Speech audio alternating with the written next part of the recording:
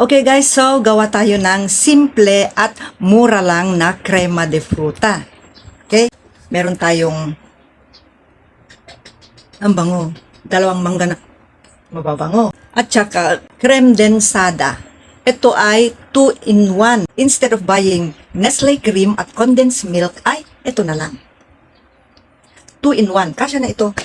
Kasi simple lang gagawin natin. Graham. Kung wala, pwede yung clubhouse o happy house. Pwedeng gawin yon. At saka pwedeng sa maliit lang na container. Hindi kailangan na malaki. Hindi ka naman maghahanda.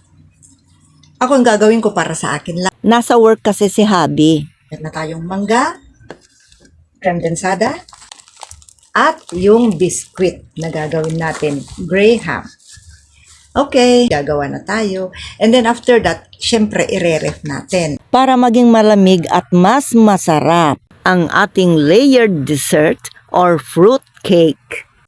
Crema de fruta. Ito ang Graham. Ilagay na natin sa plastic container. Yan. Tapos ito naman yung dalawang mangga. Kung kulang yan, pwede natin dagdagan. Okay, so lagyan na natin ng creme densada. Bahala na kayo kung gusto niyo ng mas marami pa. Then, lagyan natin ng mango fruit. Simple lang ito guys. Simple at mura. Hindi kailangan yung maarte-arte. Kasi ako lang naman ang kakain. Pwede kayong pumunta dito para may kasama akong kakain. Mango. Yan, matamis yan. Matamis at masarap. Yan ang nababagay dito sa crema de fruta. Pwede rin ninyong lagyan ng kahit na anong fruit na masarap kung gusto ninyo. Hindi lang naman mango. So, ganyan ang gagawin natin hanggang mapuno ang container. Lagyan ng Graham and then lagyan ng creme densada, lagyan ng fruit. Ayan, so lagyan natin ulit ng cream o creme densada. Ganyan na paulit-ulit hanggang mapuno. And then takpan and then i-ref. So, ganyan ang gagawin natin guys sa ating crema de fruta.